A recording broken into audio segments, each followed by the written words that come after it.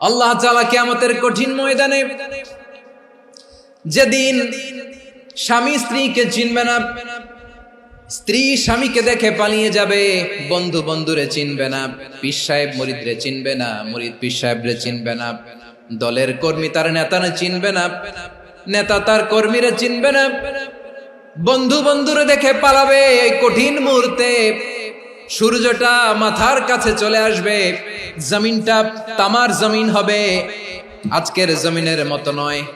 মানুষ ঘর্মাক্ত, ক্লান্ত, শ্রান্ত মাথার মগজগুলো কানের ছিদ্র আর নাকের ছিদ্র দিয়ে বেয়ে বেয়ে পড়বে। বিশ্বনবী ফরমান, কিয়ামতের ওই কঠিন ময়দানে 7 শ্রেণীর ব্যক্তিকে রব্বুল আলামিন তার আরশের নিচে ছায়া দিবেন।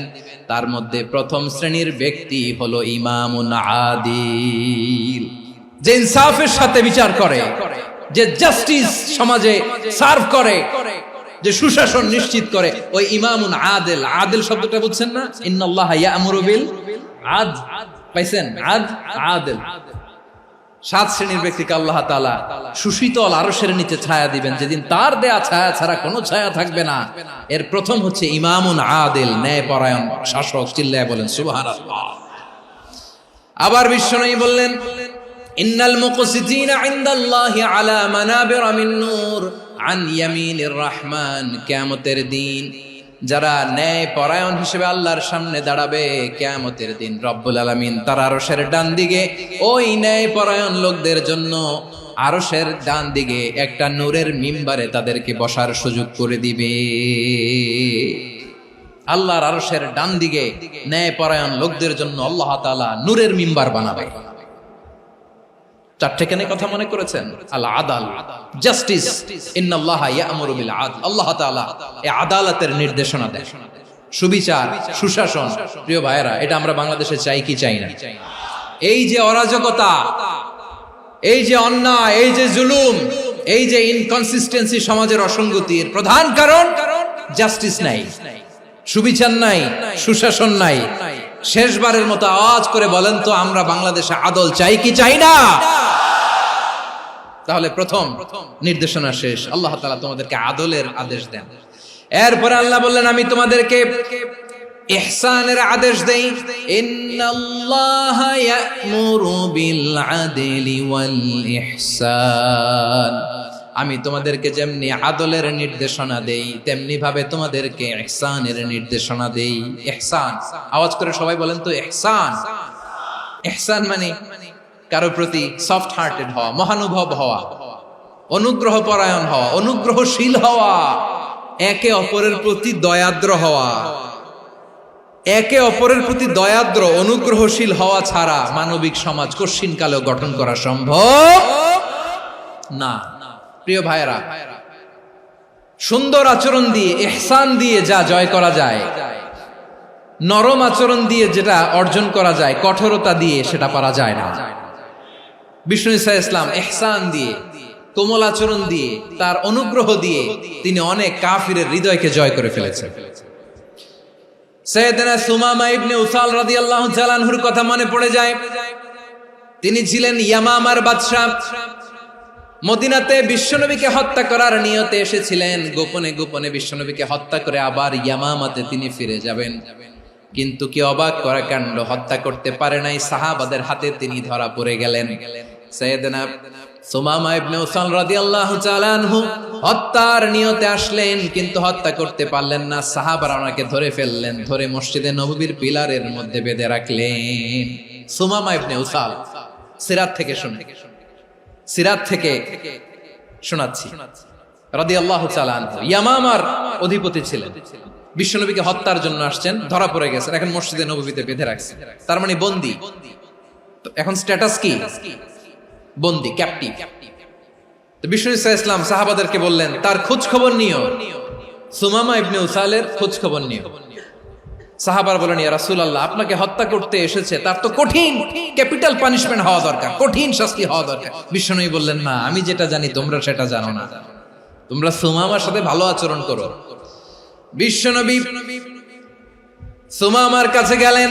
প্রথম দিন যে তিনি কালেমার দাওয়াত দিলেন, ইমানের দাওয়াত দিলেন, ইসলামের দাওয়াত দিলেন, রিসালাতের দাওয়াত দিলেন, আখিরাতের দাওয়াত দিলেন। পরের দিন যে বিশ্বনবী সালাতের দাওয়াত দিলেন, যাকাতের দাওয়াত দিলেন, ইসলাম কি, কিভাবে, কেমন করে পালন করতে হয় চমৎকার আর্টিকুলেট করতে শুরু করলেন।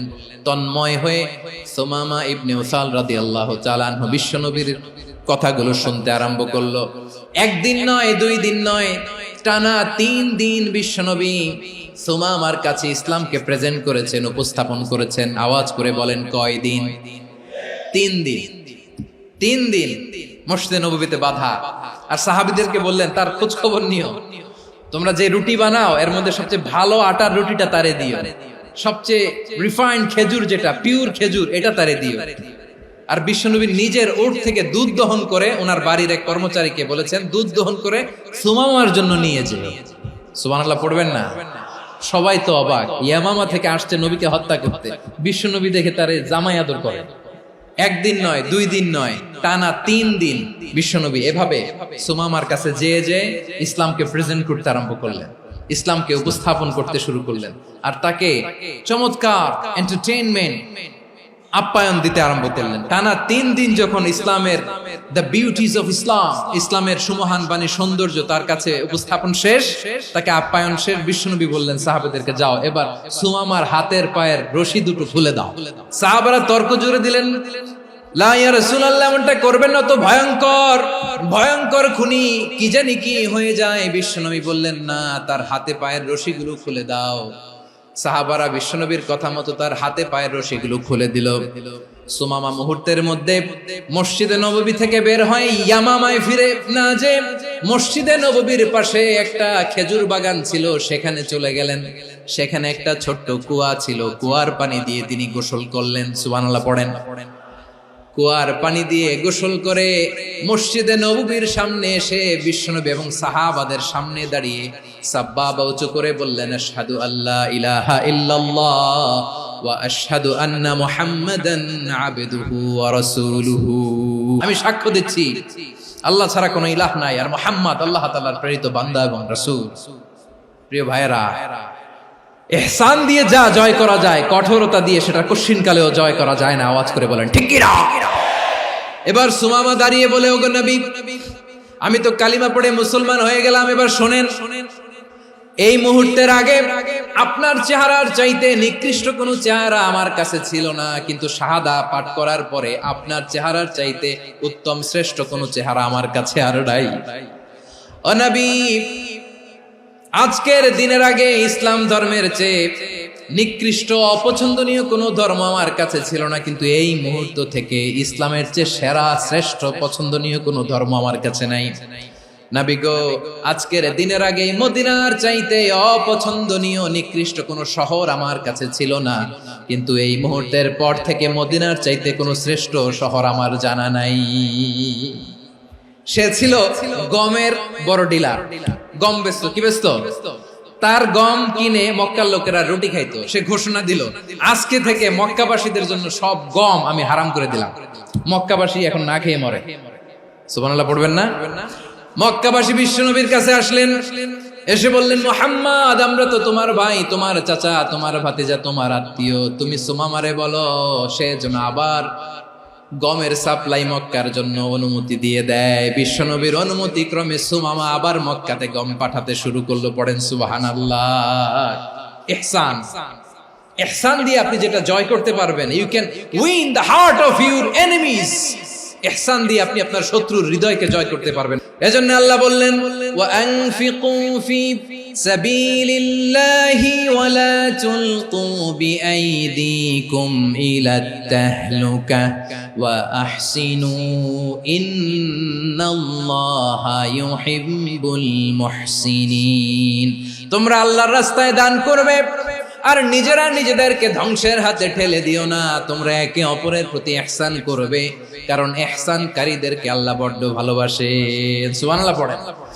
আবার সূরা রহমানে আল্লাহ বললেন, হাল জাযাউল ইহসানি ইল্লাল ইহসান ফাবিআইয়ি আলা, সবাই পড়েন, ফাবিআইয়ি আলাই রাব্বিকুমা তুকাযযিবান। ইহসানের প্রতিদান হিসেবে ইহসানি হয়। বিশ্বনবী সুমামার প্রতি যেমন ইহসান করেছেন, সুমামাও ঠিক তেমন ইহসান ফিরিয়ে দিয়েছে। ঠিক কিনা বলেন? তাহলে এক নম্বরে হচ্ছে আদ, ন্যায় বিচার। দুই নম্বরে সবাই বলেন ইহসান, সদাচরণ। ইহসান দুই ধরনের প্রিয় ভাইরা, ইহসান ফিল ইবাদা, ইহসান ফিল মুআমালা। ইহসান ফিল ইবাদা হচ্ছে একাগ্র অনুভবে ইবাদতে ডুব দেওয়া, এর নাম ইবাদতের ইহসান। সুবহানাল্লাহ পড়ুন। বিশ্বনবী বলেন ইহসান মানে কি জানো নাকি? হাদিসে জিবরিলে সাইয়েদনা জিবরিল আলাইহিস সালাম বিশ্বনবীকে বললেন আখবিরনি আনিল ইহসান। নবী আমাদেরকে বলেন ইহসান মানে কি? বিশ্বনবী বললেন আনতা আবুদাল্লাহা কাআন্নাকা তারাহু ফাইন লাম তাকুন তারাহু ফাইন্নাহু ইয়ারাক। ইহসান মানে হলো এমন ভাবে তুমি আল্লাহর সামনে নিজেকে উজাড় করে ইবাদত করবে, তুমি ভাববে তুমি আল্লাহকে দেখতে পাচ্ছ। আর এটা যদি ভাবা তোমার জন্য কঠিন হয়ে যায়, অন্তত এতটুকু তুমি ভাববা যে আল্লাহ তোমাকে দেখতে পাচ্ছেন। ঠিক কিনা বলেন? ও আমার বীর চট্টলার ভাইয়েরা, কেউ যেটা দেখে না সেটা দেখে কে? এই বিশ্বাস হৃদয়ের মধ্যে আছে? নামাজে যখন দাঁড়ান এই ফিলিংসটা আনা যাবে? এসা পর্যন্ত যে আমরা হায়াত পাবো কোনো গ্যারান্টি আছে? সবাই আওয়াজ করে বলেন গ্যারান্টি আছে? গ্যারান্টি নাই। এজন্য বিষ্ণু ইসলাম বলেছে এমন ভাবে নামাজে দাঁড়াও, ইবাদত করো, মনে করো হতে পারে এটাই আমার জীবনের শেষ নামাজ। পারফর্ম দ্য সালাহ as if this is your last and final prayer. এমন ভাবে সালাতে দাঁড়াও, ভাবো হতে পারে এটাই তোমার জীবনের শেষ নামাজ। এমন ভাবে নামাজে দাঁড়াও, ভাবো এটাই শেষ নামাজ। তাহলে নামাজে একাগ্রতা বাড়ায় দিবে কে? ফলে ইবাদতের ইহসান আমাদের অর্জিত হবে। আর মুআমালাতে ইহসান হলো, বিশ্বনবী বলেন ইন্নাল্লাহা তাবারাকা ওয়া তাআলা কাতাবাল ইহসানা আলা কুল্লি শাই ফাইযা কাতালতুম ফাআহসিনুল কিতলা ওয়া ইযা যাবাহতুম ফাআহসিনুয যাবহা ওয়ালিয়ুহিদ্দা আহাদুকুম শাফরাতাহু ওয়ালিয়ুরিহ যাবিহাতাহু। ইহসান দুই ধরনের, আওয়াজ করে বলতে হবে কয় ধরনের? একটা হচ্ছে ইহসান ফিল ইবাদা, ইবাদতে ইহসান। ইবাদতে ইহসান কি? একাগ্র অনুভব দিয়ে ইবাদত করা, মন প্রাণ দিয়ে ইবাদত করা। আর মুআমালাতে ইহসান কি? সব কাজে, দৈনন্দিন কাজে, কর্মে, সামাজিক অ্যাক্টিভিটিতে কোমলতা প্রদর্শন করা, অনুগ্রহের সাথে সবকিছু করা। আল্লাহ তাআলা ইন্নাল্লাহা তাবারাকা ওয়া তাআলা কাতাবাল ইহসানা আলা কুল্লি শাই, তিনি সবকিছুর ব্যাপারে ইহসানকে আবশ্যক করেছেন। সবকিছু, মুমিনের সব কাজে ইহসানের পরশ থাকবে। ওয়া ইযা কাতালতুম ফাহসিনুল কিতলা, বিষ্ণুই বলেন তুমি যখন কাউকে হত্যা করো ইহসানের সাথে করো। সুবহানাল্লাহ পড়বেন না? যখন হত্যা করো তখনও ইহসানের সাথে। আচ্ছা হত্যা করবো আবার ইহসান আসবে করতে করে তো মেরেই ফেলবো আমি। আল্লাহ, ও ভাই একজন খুন করেছে, খুনি, রাষ্ট্রীয় আইনে তার শাস্তি হয়েছে ডেথ পেনাল্টি, মৃত্যুদণ্ড। এখন মৃত্যুদণ্ড দেখে আপনি যেমনি মন চায় তেমনি মারবেন লোকটারে? ওর নাক কেটে ফেলতে পারবেন? ওর কান কাটতে পারবেন? ওর চোখ উপড়ে ফেলতে পারবেন আপনি? যেমন মন চায় তার অঙ্গহানি করা যাবে না। ইহসানের সাথে তাকে হত্যা করো। সুবহানাল্লাহ, this is Islam, this is the true essence of Islam. ওয়া ইযা যাবাহতুম ফাহসিনুয যাবহা, যখন জবাই করবে তখনও ইহসানের সাথে জবাই করো। করব জবাই, ওইখানেও নাকি ইহসান। আচ্ছা কুরবানির দিন আমরা পশুগুলোরে কি করি বলেন সবাই আওয়াজ করে? জবাই। জবাই মানে তো এটারে মেরেই ফেলতেছি, একটু পরে তো টুকরো টুকরো করে গোশতগুলো খাবো, এটা তো খাবো, এটা তো মেরেই ফেলবো। বিষ্ণু বলে না, জবাইয়ের মধ্যেও মুমিনের জবাইয়ের ভেতরেও ইহসানের পরশ থাকা চাই। যখন জবাই করবে প্রাণীটাকে হাত পা টাইট করে বেঁধে নাও, ছুরিটাকে শার্পেন করে নাও, ধারালো করে নাও, যাতে অল্প সময়ে জবাইটা হয়ে যায়, প্রাণীটা যাতে কম কষ্ট পায়। সুবহানাল্লাহ পড়ে। দিস ইজ কল্ড ইহসান। আল্লাহ তাআলা যেমনি আদলের আদেশ করেছেন, ন্যায় বিচার, জাস্টিস এনশিওর করতে বলেছেন, সমাজে ইহসানের ব্যবহার, ইহসানের অনুশীলন তিনি করতে বলেছেন। এজন্য মুমিনের প্রতিটি কাজে, আমার চট্টগ্রামের ভাইয়েরা আমার দিকে তাকান, খেয়াল করে শুনুন, মুমিন জীবনের প্রতিটি কাজে ইহসানের পরশ থাকা চাই। আমরা যেন আমাদের পরিবারের প্রতি ইহসান করি, আমরা যেন আমাদের কর্মচারীদের প্রতি ইহসান করি, আমরা যেন আমাদের কলিগদের প্রতি ইহসান করি, আমরা যেন আমাদের ভাইদের প্রতি ইহসান করি। মুমিন জীবনের প্রতি কাজে ইহসানের পরশ থাকার দরকার আছে না নাই? কথা বুঝতে পেরেছেন?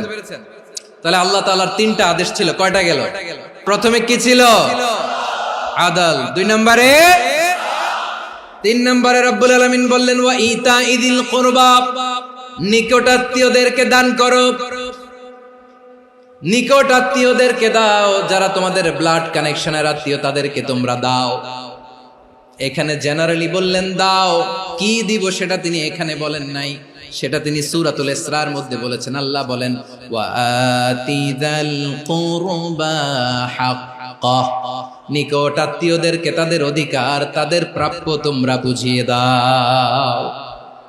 দেখেন, একটা শান্তির সমাজ, একটা সমৃদ্ধ সমাজ, একটা মানবিক সমাজ গঠনের জন্য আল্লাহ তাআলা বেশি না, মাত্র তিনটা অর্ডার, তিনটা ভার্ডিক্ট তিনি জারি করেছেন। এক নাম্বার সুশাসন, ন্যায় বিচার। দুই নাম্বার ইহসান। তিন নাম্বার নিকটাত্মীয়, যারা কাছের, তোমার ভেরি ক্লোজ রিলেশনশিপে আছে, তাদেরকে দাও। দাও, দিলে বাড়িয়ে দেয় কে? অনেকে দিতে চায় না, কৃপণতা করে। দিলে বাড়ায় দেয় কে? ও মিয়া, মদিনার মধ্যে সবচাইতে গরিব সাহাবী ছিল বেলাল রাদিয়াল্লাহু তাআলা আনহু। ওনার এন্টায়ার অ্যাসেট, সম্পদের পরিমাণ কতদূর জানেন? একটা লুঙ্গি। বেলাল রাদিয়াল্লাহু তাআলা আনহু, ওনার টোটাল ওয়েলথের এস্টিমেশন হচ্ছে মাত্র একটা লুঙ্গি। একটা লুঙ্গি, টোটাল ওয়েলথ এস্টিমেশন, টোটাল সম্পদের পরিমাণ বেলাল রাদিয়াল্লাহু তাআলা আনহুর কি ছিল? ওই বেলাল রাদিয়াল্লাহু তাআলা আনহুকে বিষ্ণু ইসলাম বলেছেন আনফিক ইয়া বেলাল, ও বেলাল তুমিও দাও। ওয়ালা তাখশা মিন যিল আরশি ইখলালা, আরশের অধিপতির তো কোনো ঘাটতি নাই, তুমি দিলে ওই আল্লাহ তোমারে বাড়ায় দিবে। এজন্য আমার প্রিয় ভাইয়েরা, দিলে কমে না, দিলে বাড়ে। অনেকে ধরে রাখে, নতুন কিছু নিতে পারে না, হাত দিয়ে যেটা ধরে রেখেছেন এটা দিয়ে দেন, বড় একটা ধরার সুযোগ পাবেন। জোরে বলেন ঠিক কিনা? রব্বুল আলামিন বললেন তিন নাম্বার আদেশ হলো তোমাদের প্রতি, সমাজটারে কেমন করে মানবিক সমাজ, সুন্দর সমাজ গড়বা। তিন নাম্বার আদেশ হলো ওয়া আতিযাল কুরবা হাক্কা, নিকটাত্মীয়দেরকে তাদের প্রাপ্য বুঝিয়ে দাও। এই নিকটাত্মীয়দেরকে তাদের অধিকার বুঝিয়ে দেওয়া, প্রাপ্য বুঝিয়ে দেওয়াতে আমাদের গাফলতি আছে না নাই? অনেকে দেখবেন অনেক আল্লাহওয়ালা, তাহাজ্জুদ গুজার, সেজদা দিতে দিতে কপালে কালো দাগ ফেলে দিছে, সে তার বোনের হকটা আদায় করে নাই, আছে না নাই? অনেক বড় হাজী সাহেব, বিশাল লম্বা দাড়ি, ছেলেরে সব দিয়ে দিছে, মেয়েরে কিছু দেয় নাই, মেয়ের হক আদায় করে নাই, আছে না নাই? এই হাজী সাহেবেরা, এই আল্লাহওয়ালারা কিয়ামতের ময়দানে আটকে যাবে।